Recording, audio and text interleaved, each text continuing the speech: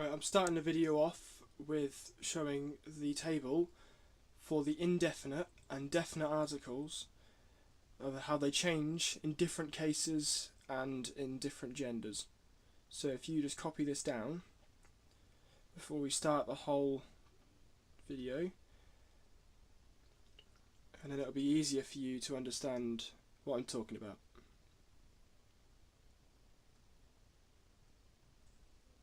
Right,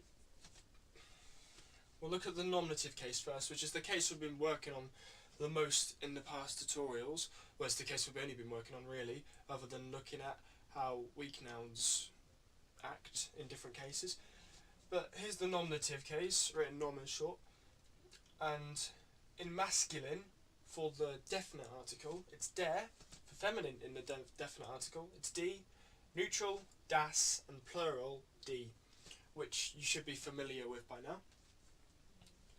For the indefinite article, masculine is ein, feminine is eine, neutral is ein, and plural is keine. And the reason you can't have ein with plural is because you can't have a something that is plural. You can't have a carrots. It's impossible. You have to you can have no carrots, which is why we use keine, but you can never use ein with the plural.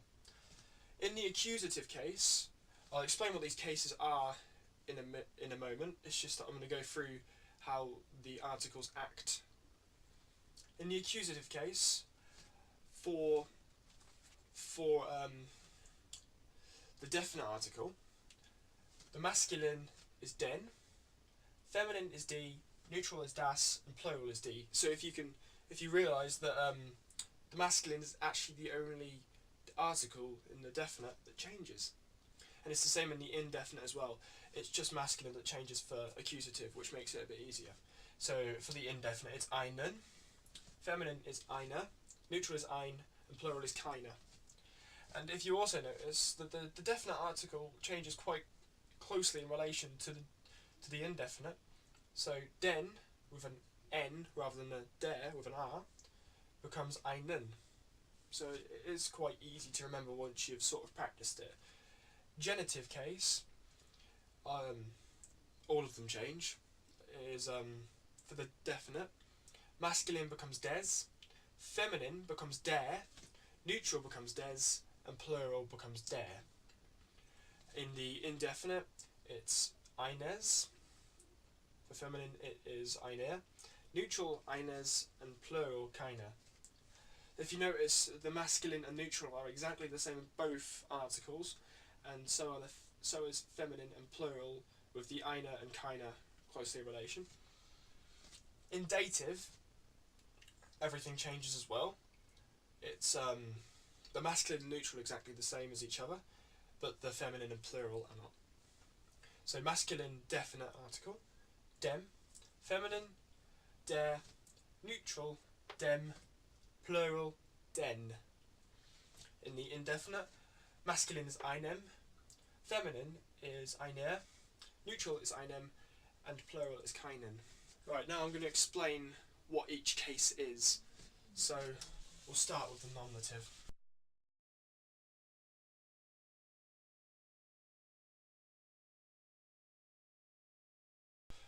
Right, the nominative is the case which talks about the subject of the sentence, and the subject of the sentence is the person or thing that is doing the action that is indicated by the verb.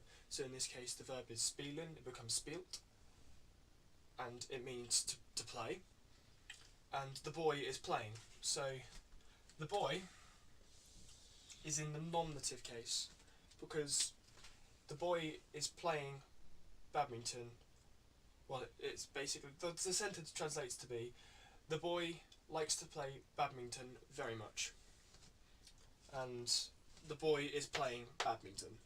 That's the basis of the sentence. You could get rid of sehr gerne to make it der Junge spielt Badminton. That's the basic sentence. And it just means the boy plays badminton, the boy is playing the badminton, so the boy is the subject of the sentence. That is the nominative case. It's quite simple.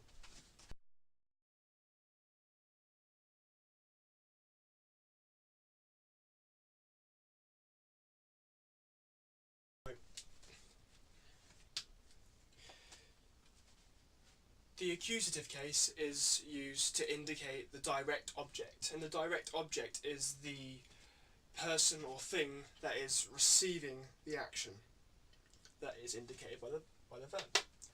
So this sentence is Ich habe gestern den Eiffelturm besichtigt. And it means I visited the Eiffel Tower yesterday.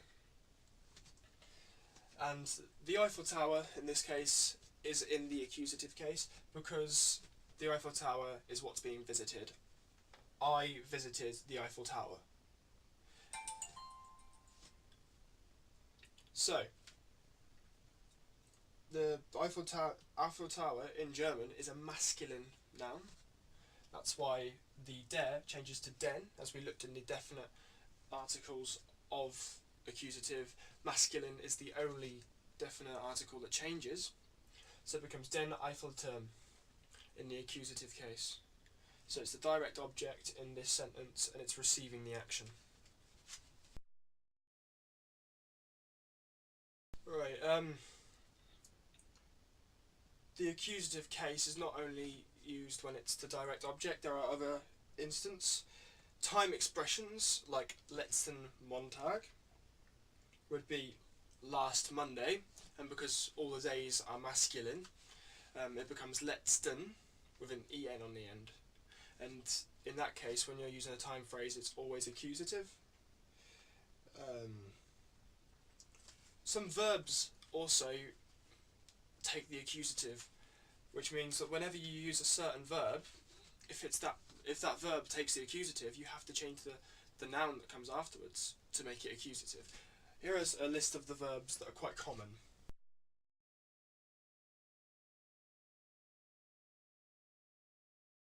Right, here are a list of common verbs that take the accusative. So, bitten, which means to request. Erreichen means to reach. Fragen means to ask. Kennen means to know. Lieben means to love. Bekommen means to get or to receive. And besuchen means to visit. Verlassen means to leave. So all of these verbs take the accusative. I'll give you an example. For lieben, it would be ich liebe dich, would be I love you. And du is normally you in the nominative, but dich is you in the accusative, so it's ich liebe dich. That is why it's in the accusative case.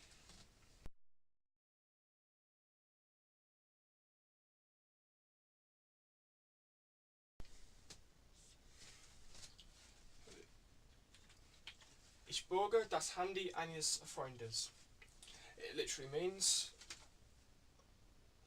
I am borrowing my friend's mobile phone.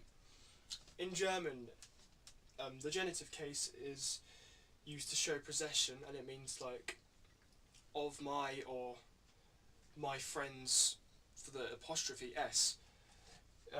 So this is used to indicate possession. So I borrowed the mobile phone of my friend, and it's got eines at the end because Freund is masculine noun, and it becomes eines, and an es is added on the end of Freund as well, because that's what it takes in the genitive case. So, in relation to the sentence, Ich borge das Handy eines Freundes is the genitive case because it is the handy that belongs to the friend.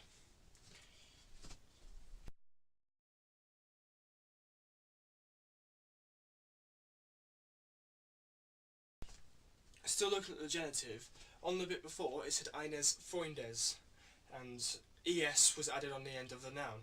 And I'll show you what the genitive does to the noun when it is used. So, using the definite article, this works with the indefinite as well. The only nouns that actually change are masculine nouns and neutral nouns. The feminine and the plural stay exactly the same as they are meant to be. So, des manes, it's normally der Mann. There's there's manes in this case, because the es has been added because of the genitive case. Der Frau stays the same. There's Kindes, again, es has been added on the end because it's in the genitive case, as opposed to das Kind, meaning the child. Der Kinder stays the same. The plural form of Kind, child, is Kinder, children. So this is exactly the same as it would be in the nominative case.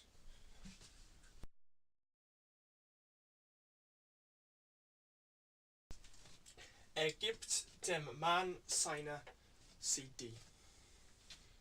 And this means he gives his CD to the man. So the dative translates to be to or for, normally, and it's used to indicate the indirect object. So it is the person or thing that the action is being done for, as opposed to the person that is receiving the action. So in this case, dem Mann is the dative. We know this because of dem, which is the indefinite article of the masculine dative case, and man is a masculine noun. And the CD in this case will be the accusative because he is giving the CD. The CD is being given, so the CD is accusative, and obviously is the nominative because he is the subject of the whole sentence.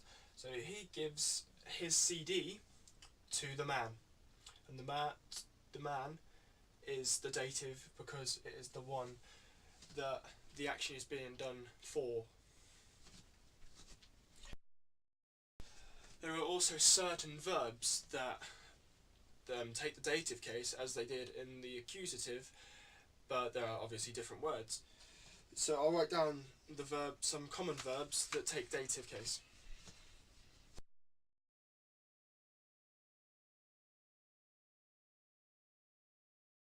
So all of these verbs take the dative case. So the noun afterwards is always going to be dative. Right. Antworten is the verb to answer. Danken is the verb to thank. Gefallen is the verb to like. Gehören is the verb to belong to. Glauben is the verb to believe. Gratulieren means to wish, and helfen means to help.